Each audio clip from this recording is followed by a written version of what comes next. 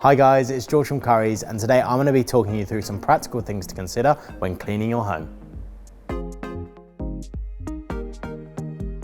It may sound silly, but when it comes to cleaning a room, it's always best to start at the top and work your way down, so that anything like dust or debris that drops will fall to a lower level, and you can get that as you move down.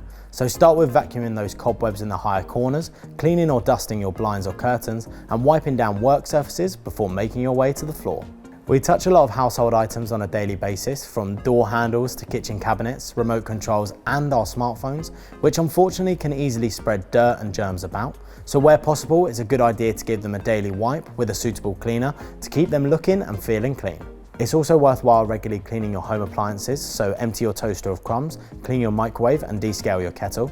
Not only is it hygienic to keep them clean, but it will also help them to last longer. As mentioned earlier, you start at the top and finish at the bottom.